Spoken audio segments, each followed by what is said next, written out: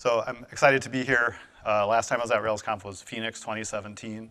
At that time, I was an editor for the newsletter called This Week in Rails, which is still happening. If you are not a subscriber and you're interested, there's weekly updates about Ruby on Rails. We were all able to get together in person, the folks that were there.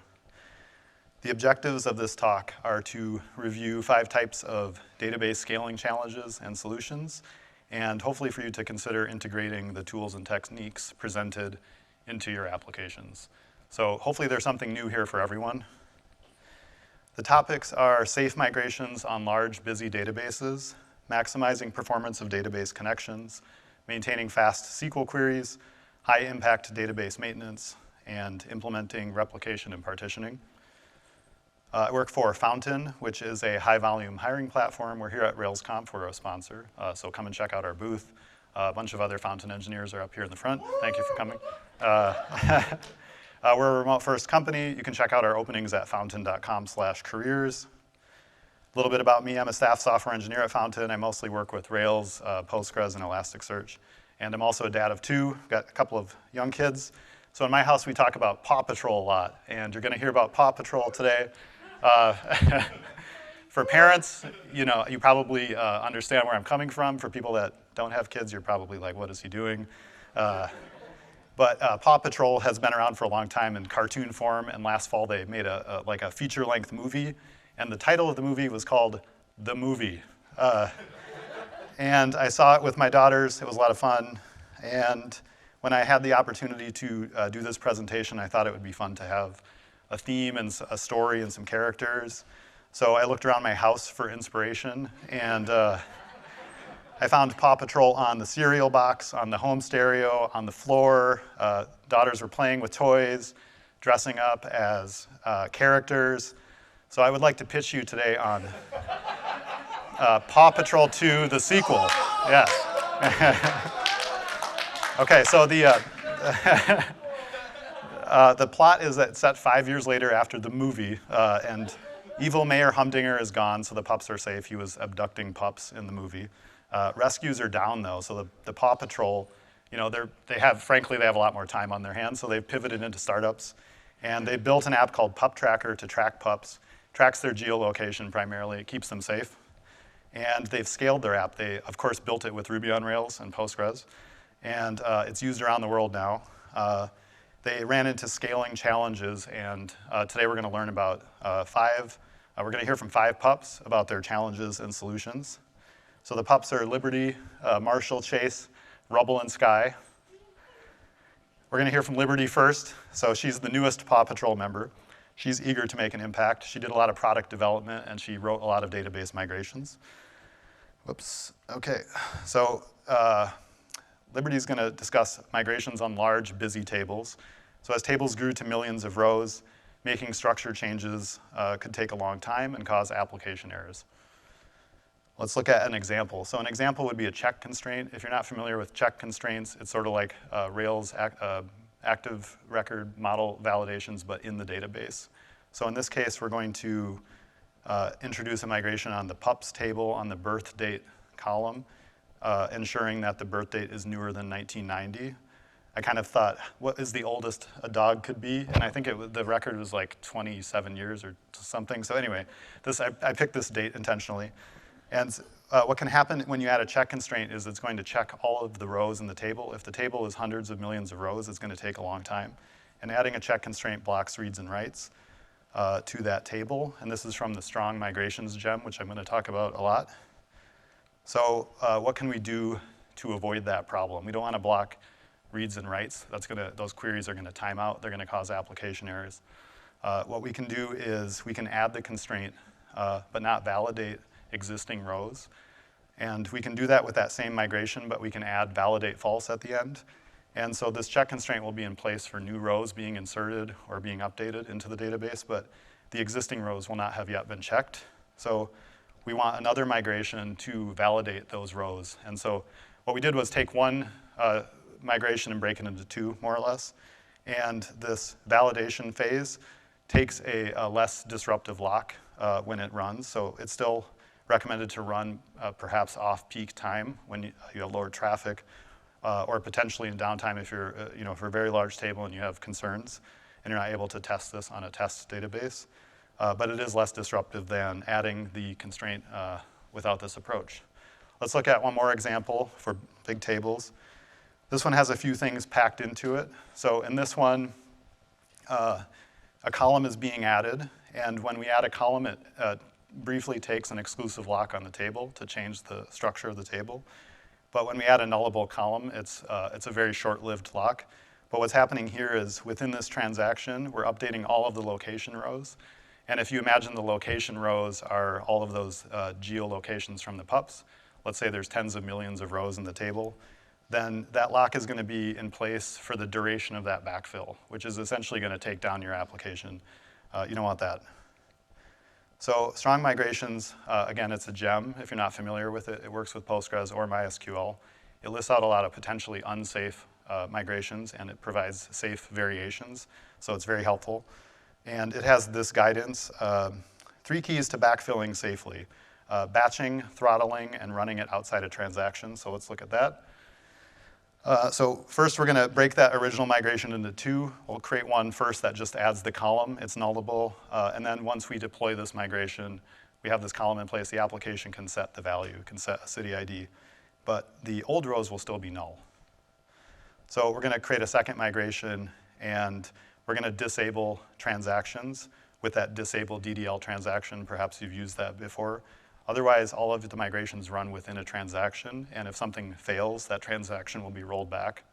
So we're going to say, don't run this in a transaction because we want at least partial success. We don't want to roll back the transaction. And then instead of trying to update all of the location rows at once, we're going to update batches of the location rows. And we can also throttle this with sleep.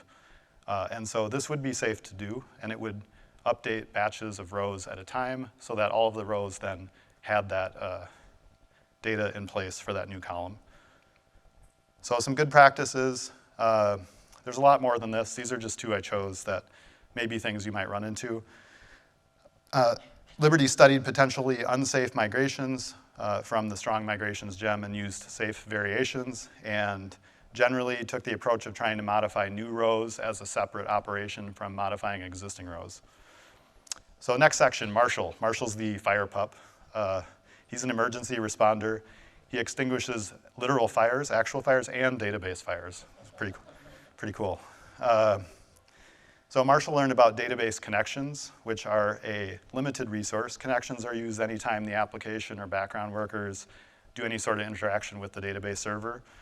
And Marshall observed in the pup tracker app, connections were used by Puma, were used by Sidekick workers. We do have the active record connection pool that lets us set some limits, so we can set a safe limit, and we can do some math to figure out how many workers we have, if they're multi-threaded, how many concurrent database connections we might have per worker process or per application server process. So you might have something like this, where you have, let's say, 4 application server processes with direct connections to the database. You might have 2 background worker processes with direct connections.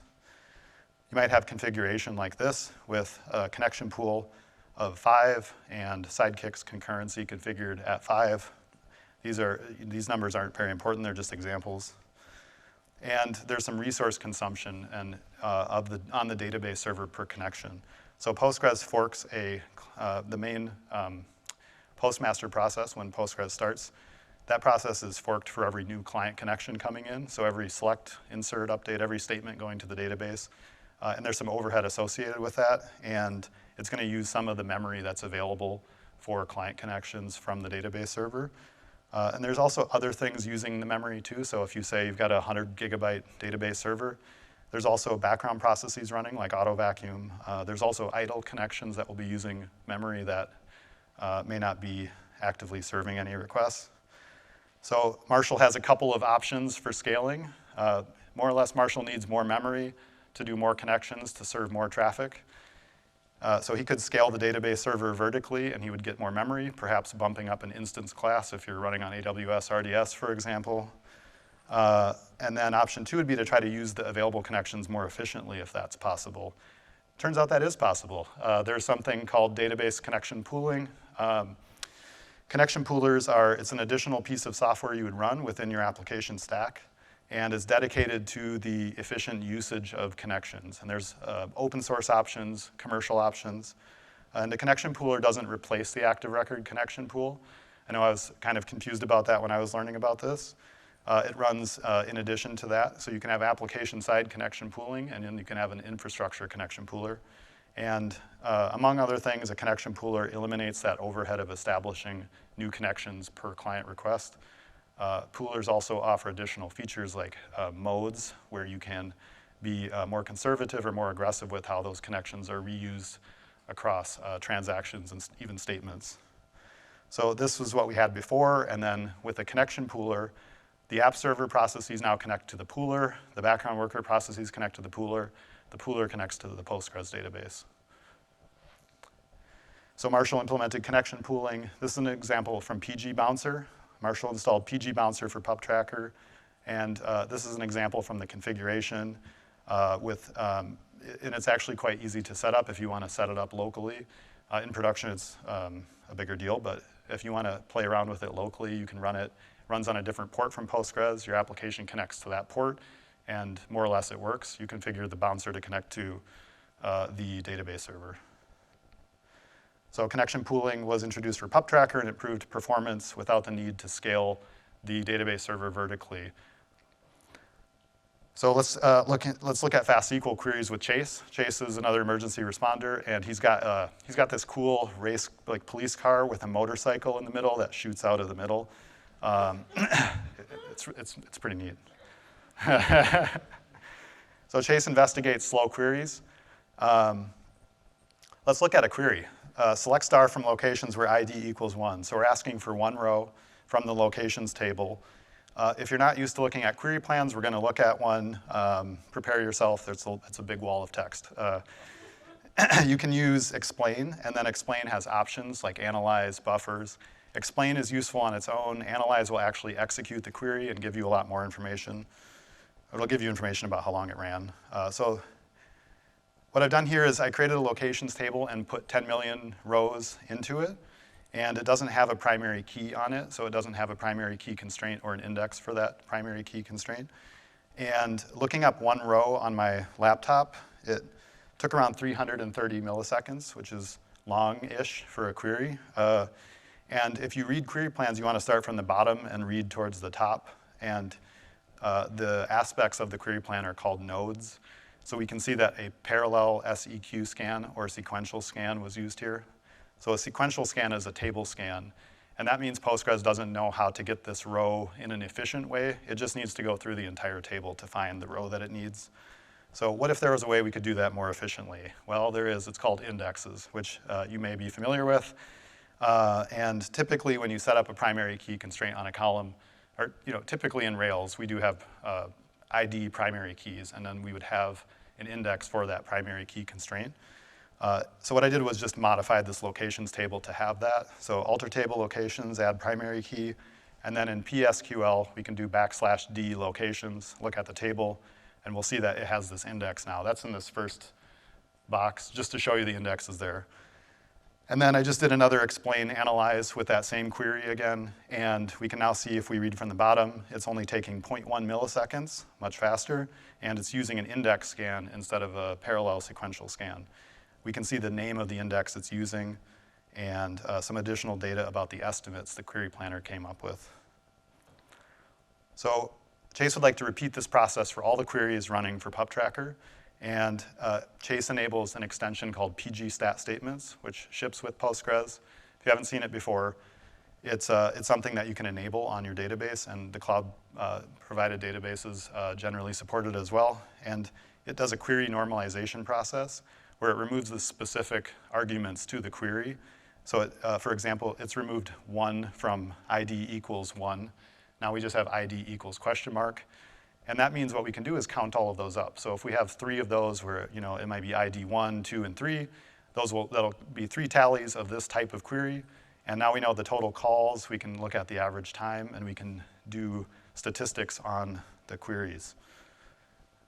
So why would you want to do that? Well, you want to, running an application, there's a lot of queries all the time. You want to focus on the highest value queries that caused the most resource usage and focus your optimization efforts on those. So taking a statistics-based approach is helpful. You can actually look at this data directly in the PG stat statements. There's a system catalog view that you can look at and see the query results, but I found this PG Hero tool to be even more helpful. It takes the PG stat statement statistical data and presents it in a nice web UI. It's also an open source project. It's a Ruby-based and Rails-based application that you can also contribute to if you're interested. So it's a performance dashboard for Postgres. It shows, besides slow queries, unused and invalid indexes, high connections, a bunch of other useful info. So Chase develops a query investigation process.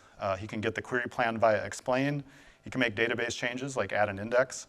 Or in some cases, he might want to use the gem marginalia, which is now part of Rails 7, by default to actually go back to the application from the SQL query and see where it originated from.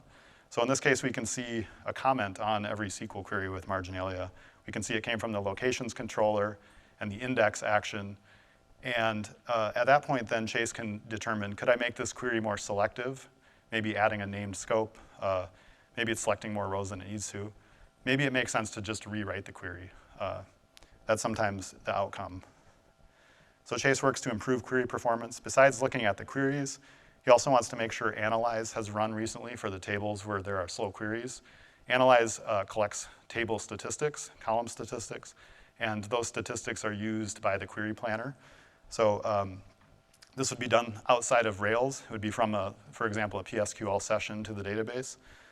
Chase can also add missing indexes. When he sees sequential scans, it's likely that there's an opportunity to add an index for that field. He can also rebuild indexes. So there's a term called bloat you may have seen, and that more or less means fragmented data over time on tables that are heavily updated. Indexes for those tables can become fragmented or bloated, and it's helpful to rebuild the indexes to ensure that they're optimal for the queries as well. So sometimes it doesn't make sense to focus on the query plan. It makes more sense to focus on the table statistics, the indexes. And then when it does make sense to focus on the query plan, Chase can use tools like PG Mustard and PG Analyze. All of these tools are linked in the presentation, by the way, so if you want to download this later, they're all linked up.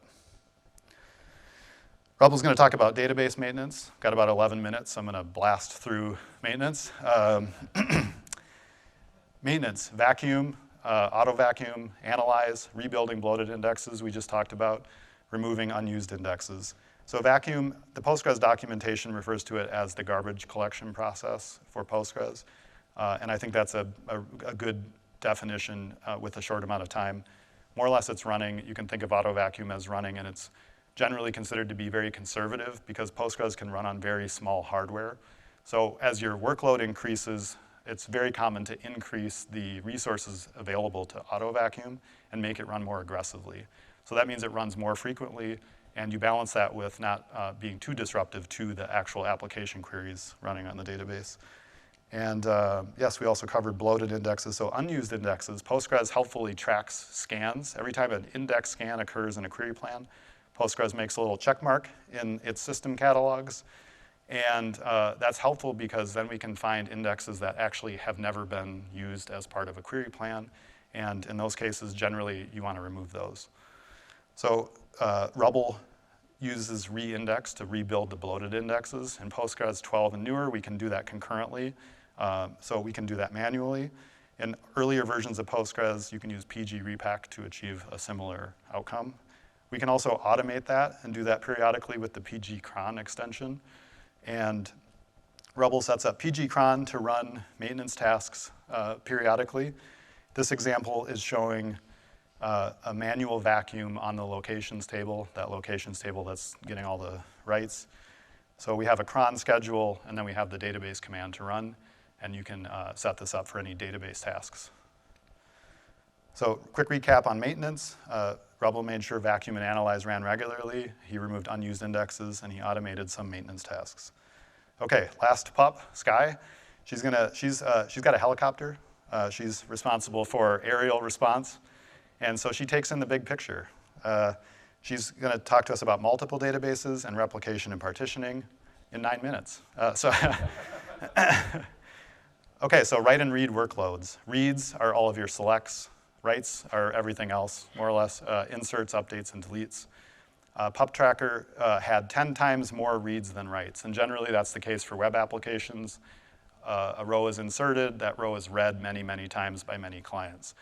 And writes and reads are generally, they're all occurring on one database unless you run them on multiple databases. So the resource usage for those queries could be separated. That's what Sky wanted to do for PubTracker. So Sky set up a read replica. This is done outside of Rails. If you're on RDS, on AWS, for example, I have more experience with that. It's pretty straightforward to create a replica database. There's a bunch of options for how you want that replication to occur. Generally, the category is called streaming replication, and you would set that up, and then the application needs to be configured to address both of that primary and the replica, and we'll take a look at that. And since Rails 6, we have multiple databases supported natively with Rails. So your YAML config might go from 2-tier to 3-tier, and we're going to call the primary primary and the replica replica because those names are straightforward. And the replica needs this additional config called replica true, and that tells Rails not to run migrations against that replica, and it does some other things. We also need to configure the base class that we inherit from for active record models to wire up the primary and the replica, and that would be in the application record class. So we're going to set the reading role, and now once we've done that, we can actually manually relocate queries to the read replica.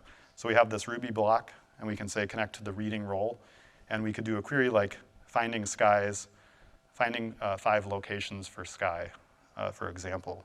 And Rails actually lets us do this automatically as well. We can, for get and head requests, they're only going to need read access to the data, so those requests can take advantage of automatic role switching if you want to automatically send those requests to the replica.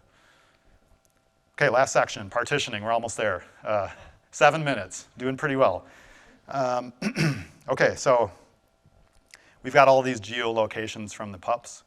The table's enormous. Things start to happen that you don't see when the table sizes are smaller, when you get into the tens of millions, hundreds of millions, or even billions of rows. So queries have slowed down. Vacuum takes forever to run.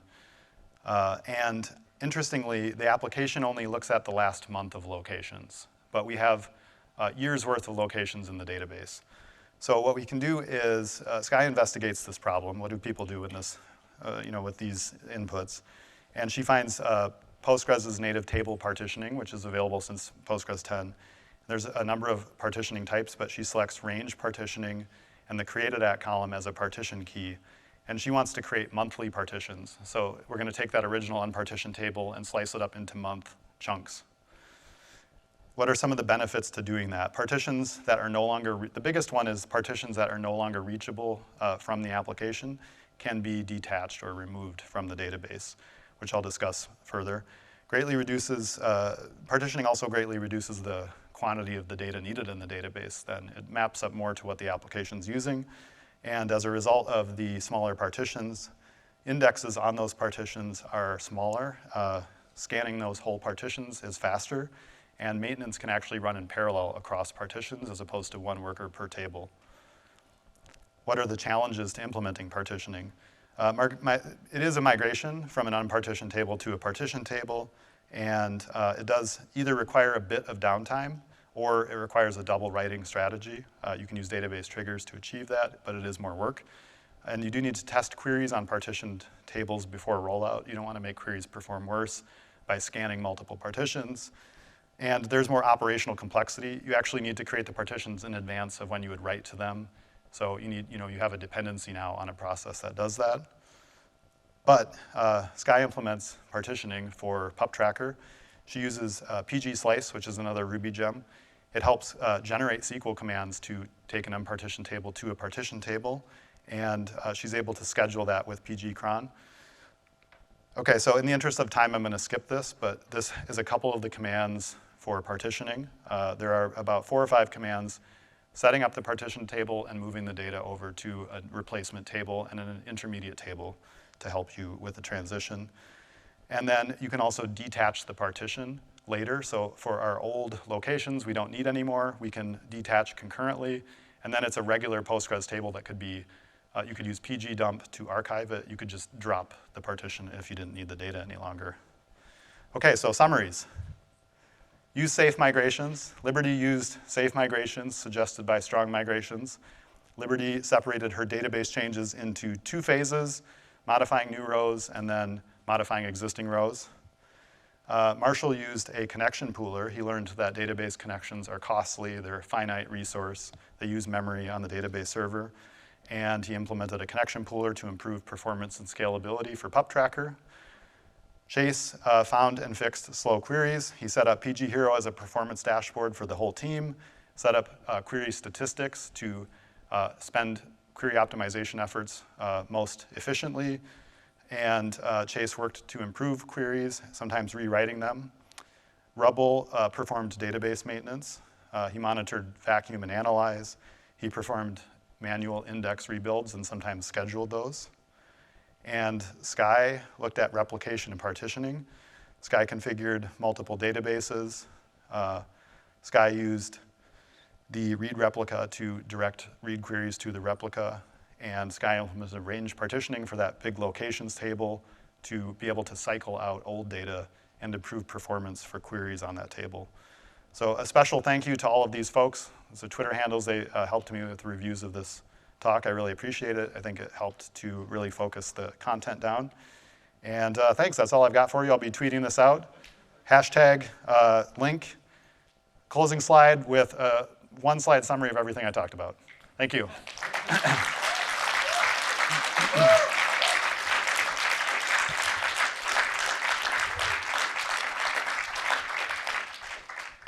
Any questions, especially if they're about Paw Patrol characters? Yeah, I probably wouldn't use a migration for it, but the question was about why wouldn't you backfill data with a script, maybe like a rake task, maybe it runs in a one-off job or something. That's typically how most organizations do it where I have worked, is they would use a script to backfill data. I guess the intention there was to show the connection to a transaction and backfill, and then actually taking a longer lock that would be fine otherwise, but how the relationship of a long-running backfill would actually extend that lock period. I think it was kind of it's a little bit of a contrived example. That being said, I do think that if you're newer to Rails and databases, you may do a backfill and a migration. Like it's a reasonable idea, but I think I would likely suggest, like if I was reviewing that PR, I would say, I would suggest that we move that to like a task that we run offline, do some testing with it.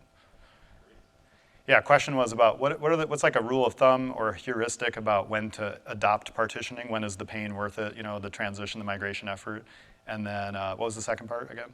Yeah, that's the same. Okay. Yeah, it's if you look in the Postgres docs, it just says at 100 million rows implement partitioning. No, I'm just kidding. It does not. I think it depends. I've asked, at where I work, we have a dedicated database administrator with decades of experience, and we've had a similar discussion. I think I think where we have implemented partitioning is for really high write tables, again, where we don't really need access to the data for a long period of time, and but we do want to retain the data and eventually export it. That's a specific place where we've implemented range partitioning.